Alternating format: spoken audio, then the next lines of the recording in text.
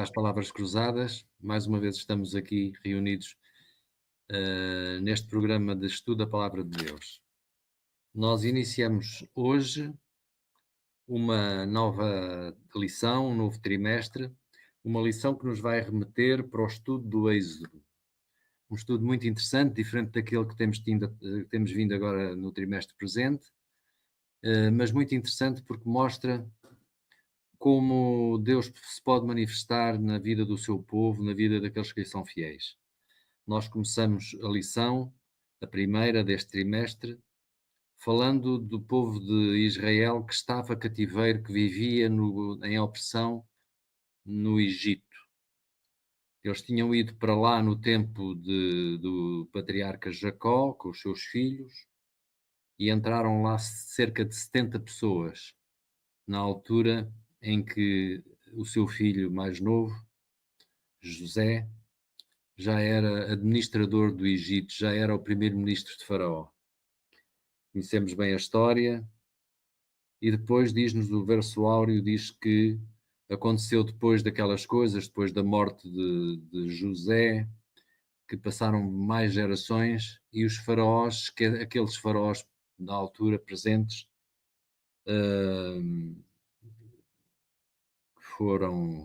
tiveram vários, mas o primeiro rei foi Amós. Este Amós primeiro já não conheceu os feitos de José e foi ele que começou a escravizar os israelitas. E começou a escravizá-los porquê? Porque era um povo que se tinha multiplicado muito sobre a terra do Egito e de alguma maneira Deus abençoava-os, porque eles eram pessoas prósperas, não só em números de filhos, mas também nos seus trabalhos, nas suas labutas, eram homens com muita qualidade, eram operários de valor. E por esse motivo, os faraós e os administradores começaram a pensar que este povo, a desenvolver-se desta maneira, um dia vai subjugar-nos, pode-se ligar a inimigos nossos e nós perdemos aqui o domínio da nossa terra. Esse foi o medo que levou a que os faraós procurassem escravizar o povo hebreu. E foi isso mesmo que aconteceu. Ao longo das gerações, chegou-se a uma situação, já com outros faraós. O primeiro, como eu disse, foi o Amós I. Depois veio o segundo, que continuou a opressão dos israelitas e culminou com o Tutmósis I, que foi o pai da rainha à disputa, aquela rainha que, quando era princesa, ela foi a banhos ao rio Nilo e viu aquele cesto com a criança de Moisés. E, portanto, o nascimento de Moisés foi, de alguma maneira, o virar da página do povo de Israel no Egito. Foi aquela situação que mudou para todo sempre a história do povo hebraico. E ainda hoje os judeus consideram realmente Moisés o grande libertador. De alguma maneira nós consideramos como os cristãos que ele foi o precursor de Jesus Cristo. Era um homem que teve características únicas que nós vamos desenvolver ao longo do estudo desta lição. E o verso é muito interessante, porque diz assim: e aconteceu que depois de muitos destes dias, morrendo o rei do Egito, que os filhos de Israel suspiraram por causa da servidão e clamaram, e o seu clamor subiu a Deus por causa da sua servidão. Portanto, o clamor dos filhos de Israel foi ouvido por Deus. E depois a parte final do texto diz assim, no versos 24 e 25. E ouviu Deus o seu gemido, e lembrou-se Deus do seu concerto com Abraão, com Isaque e com Jacó, e atentou Deus para os filhos de Israel e conheceu-os. Portanto, é um texto extremamente fecundo e extremamente importante. Primeiro, este Deus que aqui fala o texto é o Deus Elohim, que aparece como sinónimo de Deus forte, de Deus poderoso. E este Deus tem 4 ações. Primeiro ouviu, depois lembrou-se, depois olhou, não é? E depois atentou. Ou seja, Viu, olhou e viu. Portanto, e viu o quê? Viu a situação em que o seu povo se encontrava.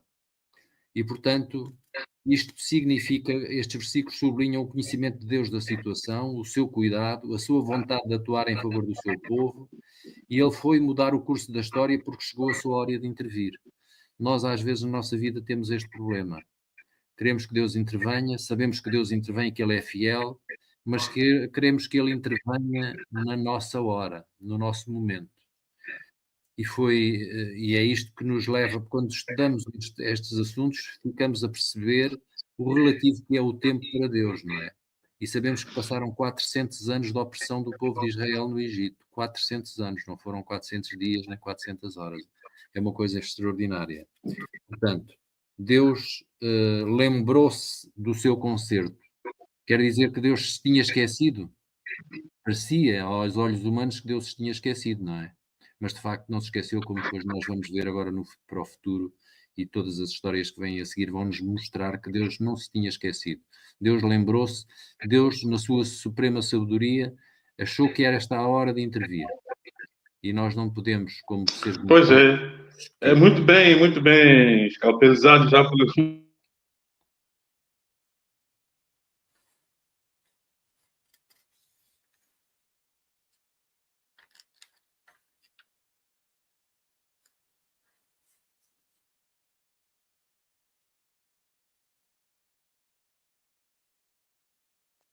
que se cumpriu em Isaac, o único filho, e Isaac, que teve dois gêmeos, elas teve um gêmeo, né? Teve dois filhos gêmeos, e a promessa de Deus a Abraão se cumpre finalmente em Jacob, que é o segundo filho, embora sendo gêmeo com Isaú. E ainda assim, só em José, que foi para o Egito de forma atroz, de forma adversa, sem querer, enfim, a história que nós conhecemos. Em José é que se cumpre realmente a promessa quando Jacob, fugindo da fome, recebe a notícia de que o filho estava vivo e que tinha mandado chamar todos os seus parentes, tanto pais e irmãos. E, como disse muito bem, 70 pessoas, 70 almas subiram para o Egito, ou desceram para o Egito, de Canaã para o Egito, e lá foram bem recebidos, porque José já era o administrador do Egito. E dizer ainda que o livro de Êxodo, que começa com nomes, né, nomes dos filhos de Jacob, né, das 12 tribos, é um livro que fala de um povo oprimido, e povos oprimidos não foram só literalmente israelitas.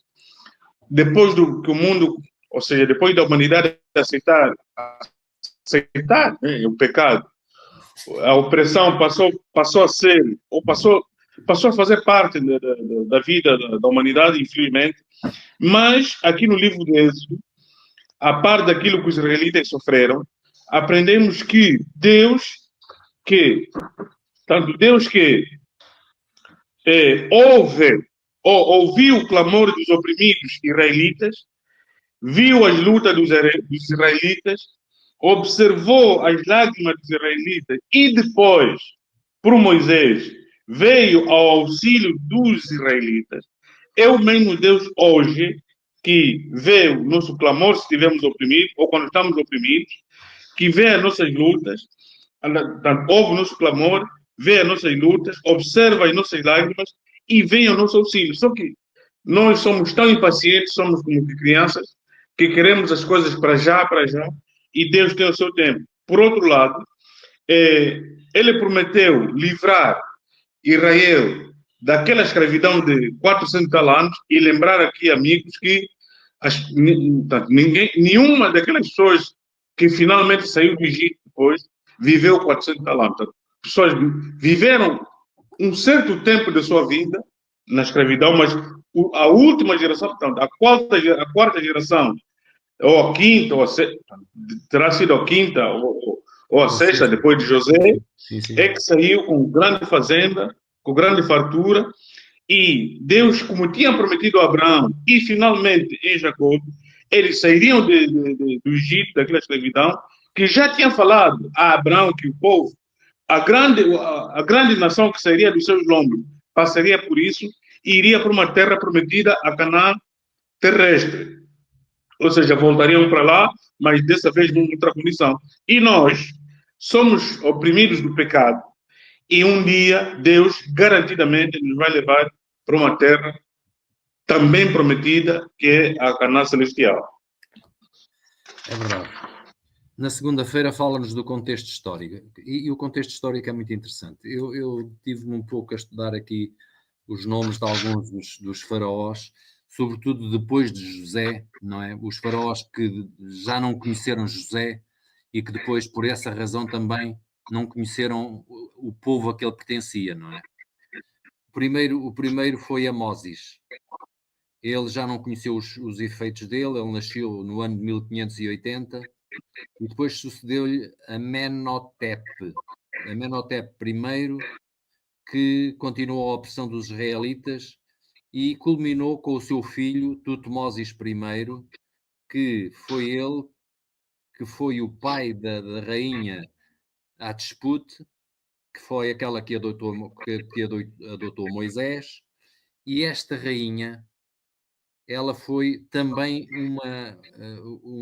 uma governadora, uma faraó. Foi a primeira rainha faraó, é interessante. E ela reinou porque Tutmósis, o seu pai, não teve descendentes, ela não era, enfim, como não era do sexo masculino, não havia tradição na dinastia de mulheres ocuparem o trono, mas o seu pai não tinha filhos homens, filhos varões. Então ele teve que pedir a um meio-irmão dele para se casar com a sua filha, e este meio-irmão foi Tutmósis. Ele teve um filho com uma concubina, que foi o Tutmósis III. Ele era o segundo e teve um filho com uma concubina, porque a Hatshepsut também não teve filhos, e o Tutmósis III foi o faraó do Êxodo, foi o faraó que perseguiu os israelitas, foi o faraó que morreu no Mar Vermelho. E o seu filho, nessa altura, quando ele foi perseguir os israelitas, já tinha um regente que estava a prepará-lo para ser seu sucessor, não é? Mas não era o filho primogénito, era Amenhotep II. Este Amenhotep II não era primogénito, portanto, do Tutmósis III, mas ele, o Amenhotep II, foi regente com seu pai, não é? Teve um filho que morreu na 10ª praga.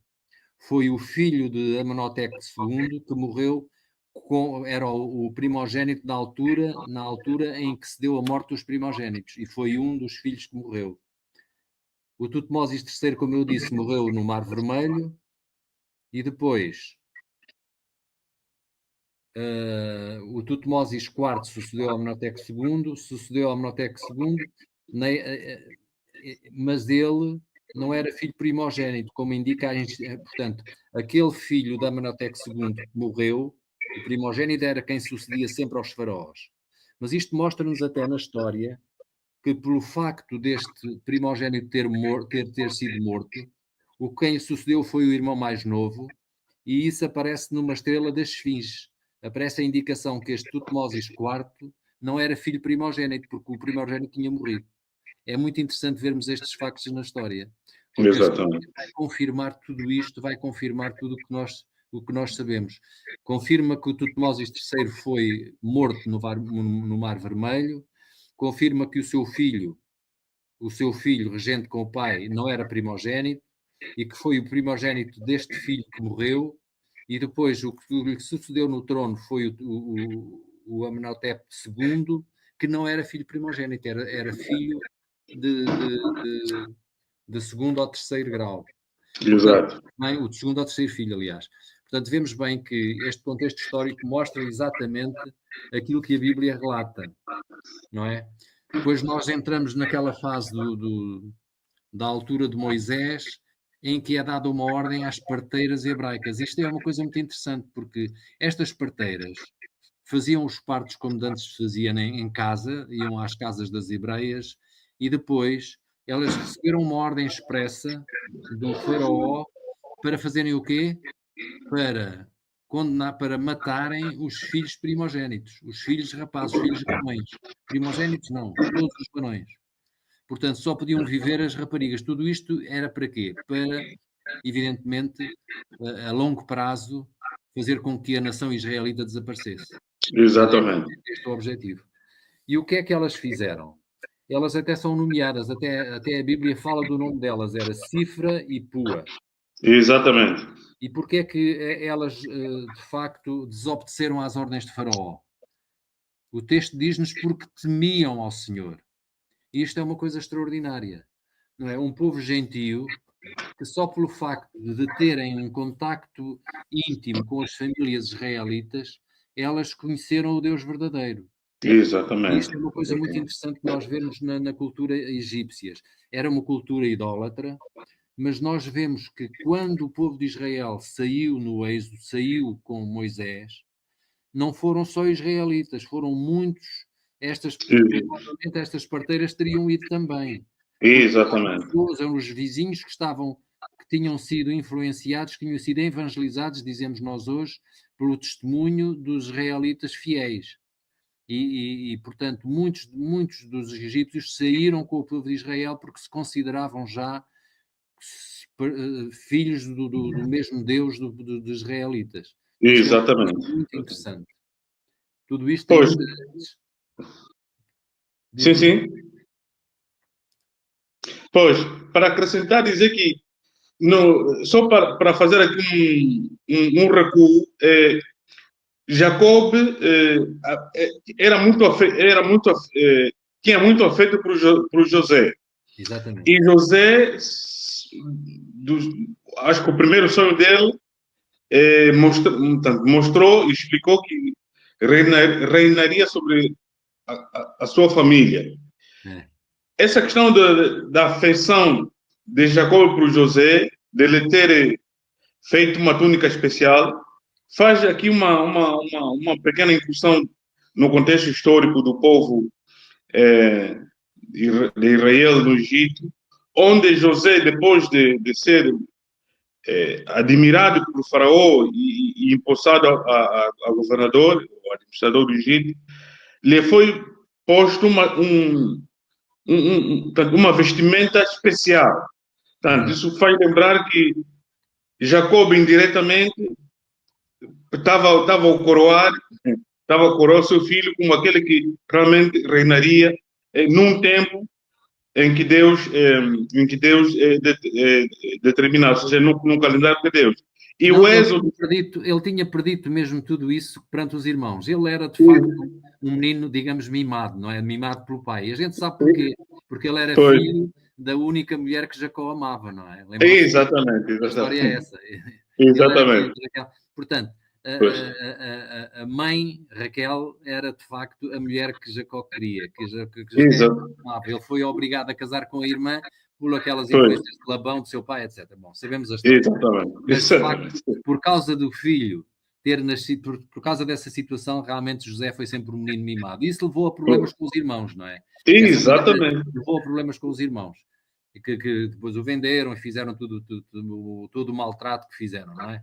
Mais tarde nasceu Benjamim, o último filho, não é?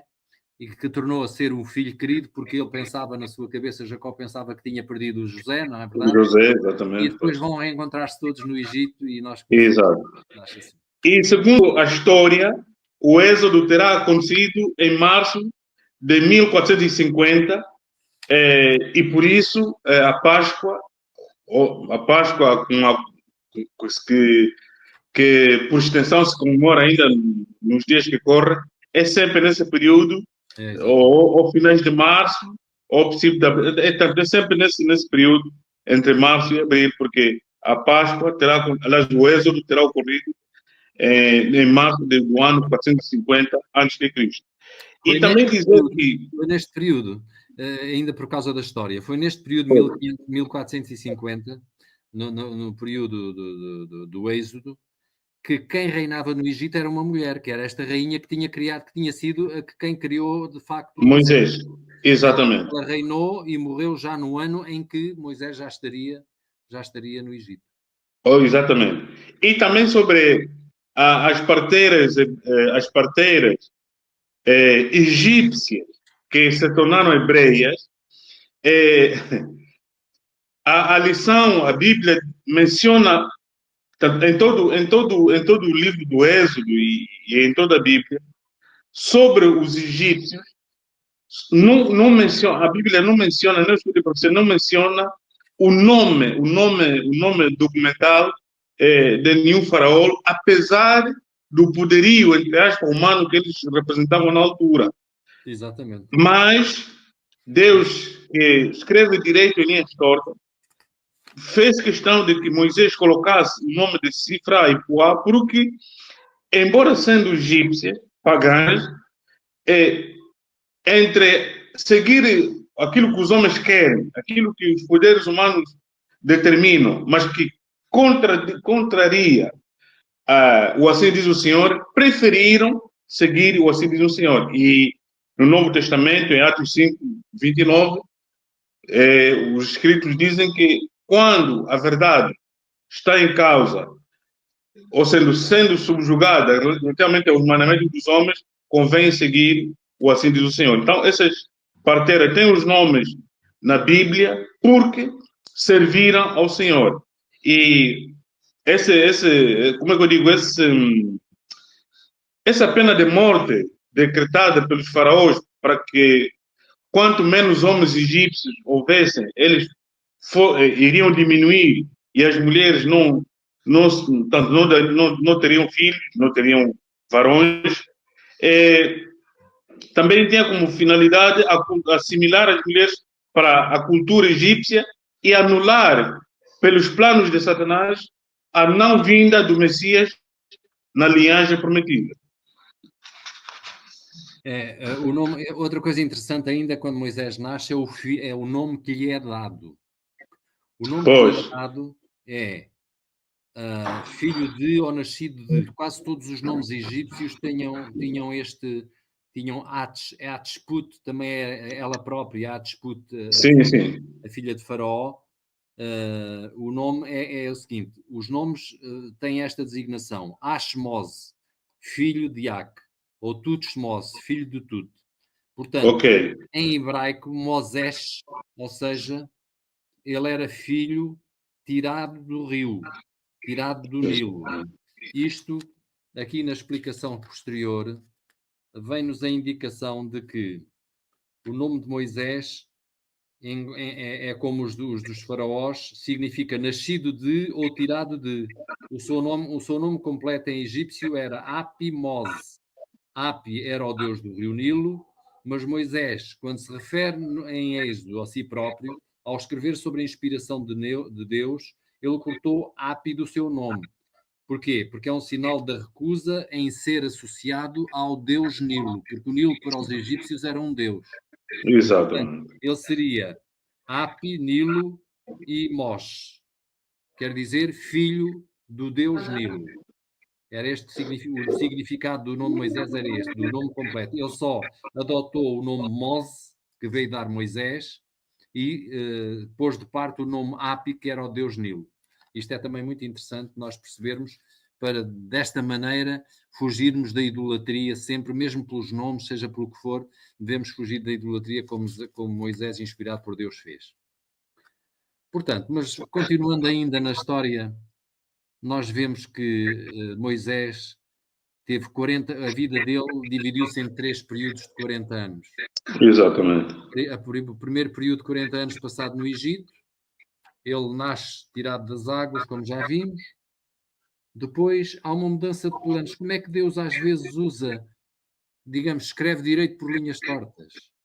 Porque como é que Deus leva Moisés àquela situação de estarmos ali perante uma atrocidade que o egípcio estava a cometer perante um trabalhador hebreu, e Moisés, ao ver aquilo, ele ficou cheio de raiva, vai ao Egito e mata-o. E perante isto fugiu, escondeu o corpo, etc. Pensava que tinha o assunto resolvido. Mas no outro dia, quando viu dois hebreus a discutir e se foi intervir, tentar separá-los e tentar amenizar a coisa, eles começaram a repreendê-lo, a dizer: queres fazer connosco o mesmo que fizeste com o Egito? E ele percebeu que aquele facto, que aquele ato que ele tinha cometido já era conhecido de toda a gente. E então aí percebeu que tinha que fugir. E foi o que aconteceu. Fugiu então com 40 anos para a terra, fugiu para a Arábia, para a terra de Midian, teve que atravessar ali a zona do Mar Vermelho para o outro lado e foi para muito longe. E aí vai para Jeto, para a casa daquele que devia ser o seu sogro, que o recolhe, não é? Começa a ser pastor de ovelhas, começa a contactar com a natureza, com os animais, a perceber que tudo aquilo que tinha aprendido no Egito era necessário que fosse esquecido. Todas aquelas ideias de grandeza, de tentar resolver as coisas à sua maneira, e depois começa a ter contacto com o Deus de Israel, que ele conhecia bem, porque apesar de ter 40 anos nas universidades egípcias, ele teve 12 anos na universidade da sua mãe. Joquebed foi quem o educou e quem lhe deu os conhecimentos da palavra de Deus e do verdadeiro Deus. Ele aprendeu a temer ao Senhor desde os 12 anos e isso manteve-se no seu coração até à morte. E isto é importante nós ressaltarmos porquê? Porque aquilo que nós ensinamos às crianças nos primeiros tempos é o mais importante para o futuro da vida delas. E é muito importante nós sabermos disso e educarmos os nossos filhos, mesmo de tenra idade, na palavra do Senhor e na verdade da Bíblia. Se nós Amém. termos homens para a eternidade. Pois bem. É verdade, bem visto. Aqui, essa questão do nascimento de Moisés, ele seria um dos a ser ou morto por uma parteira, ou então atirado pelos soldados de Faraó ao Nilo, mas milagrosamente Deus o protegeu e nessa mudança de planos, a lição faz uma pergunta se Moisés queria ajudar a Deus. Quer dizer, o povo israelita tem assim, na sua gênese, uma história de quase que querer ajudar a Deus. Abraão, esperando tanto pelo filho da promessa, aceitou a proposta de Sara e envolveu-se com a sua serva para que desse a Deus o filho da promessa, Ismael, que não é. Depois, Jacob, tanto influenciada pela mãe, Rebeca, queriam ajudar a Deus de que a promessa de uma grande nação tinha que ser com ele e daquela forma, que era enganar Isaac. E aqui, Moisés, formado em artes e muito ensino egípcio, tentou ajudar a Deus de que matando um egípcio mostrava a sua força e iria libertar Israel da escravatura daquela forma. Mas Deus deu-lhe mais 40 anos para se desfazer de tudo aquilo que tinha aprendido, para apenas se dedicar ao assim diz o Senhor. E quando voltou no tempo certo, já aos 80 anos, estava completamente formatado para tirar Israel da escravatura. E aí sim é a verdadeira mudança de planos. Em vez dele libertar o povo à força, mas tinha que ser com aquilo que Deus tinha planificado para ele, para comandar o povo do Egito para Canaã terrestre. Exatamente. A história que nós vamos estudar, enfim, neste trimestre, é toda sobre os últimos 40 anos de Moisés. Nós começamos o Êxodo, evidentemente, começamos no princípio na história do povo de Israel, já sabemos que foram os israelitas que foram para o Egito, etc, sabemos isso, mas o verdadeiro Êxodo começa já sendo Moisés um homem que hoje nós chamaríamos velho, não é? Um homem de 80 anos. E ele vai fazer os grandes milagres da sua vida, que vão acontecer na sua vida e no seu povo e à volta dele, refletem-se todos a partir dessa idade e até aos 120 anos, que foi quando ele morreu. Exatamente. A história é realmente interessantíssima, esta história do Êxodo é maravilhosa e nós estamos apenas a fazer a introdução ao estudo da lição. porque a partir de agora é que vamos começar a desenvolver todos os pormenores da libertação do povo. Exatamente. Antes de terminar a minha parte, eu gostaria, quer dizer, vou já terminar e gostaria de dizer que Satanás sabia muito bem o que Deus tinha prometido a Abraão e que seria sempre da descendência de Abraão que viria o Messias, e ele tudo fez para que esse plano fosse apagado. Tanto perseguiu desde o próprio Abraão, Isaac, que não estava a ter filho, Jacob, que se meteu ali em mentiras, enfim, quase que o irmão o matou, enfim. Quer dizer, foi sempre a seguir essa linhagem que ele sabia muito bem que dali viria mesmo o Messias, e até depois, com as 12 tribos de Israel, desde as 12 desapareceram, ficaram duas, e ele perseguiu as duas, fez muita confusão com a tribo de Benjamim, e essa quase que desapareceu, mas o que sobrou de Benjamim, juntando com a de Judá, finalmente, na casa de David, nasceu o Messias. Quer dizer, a notícia boa que Deus tem sempre para cada um de nós é que, independentemente dos planos do inimigo, de querer triunfar, de fazer tudo por tudo para triunfar na nossa vida individual, como familiar, etc. Isso começa com as crianças, enfim, um conjunto de detalhes da nossa vida que o inimigo quer ofuscar, quer destruir. Deus tem sempre um grande, gigantesco plano, apenas devemos fazer a nossa parte. E lembrar, amigos, que Deus nos tem como infiéis, mas é Ele que tem sempre a iniciativa para nos colocar num bom plano. Por isso, Moisés, um tipo de Cristo, cumpriu as riscas, é que falhou, porque era humano, mas cumpriu, e o povo saiu do Egito e foi para Canaã. Ele, hoje, por ter sido fiel, vive no céu. E nós, que sabemos dessa história, também somos chamados a seguir essas pegadas, não ser incrédulos, não duvidar. Vamos ver muitas lições, o povo muitas vezes durante a peregrinação duvidou, chateou-se, enfim. Não duvidar, porque Deus, no seu tempo, mas no seu exato tempo, Ele age, e age sempre para o nosso bem. Exatamente. É isso que nos ensina a Bíblia. Muito bem. Chegámos ao fim do estudo da lição. Espero que tenha sido importante para todos, e o nosso chamado é que aqueles que nos ouvem se preocupem em estudar diariamente as lições da Escola Sabatina, porque elas trazem-nos, de facto, lições extraordinárias para a nossa vida espiritual do dia a dia. Amém.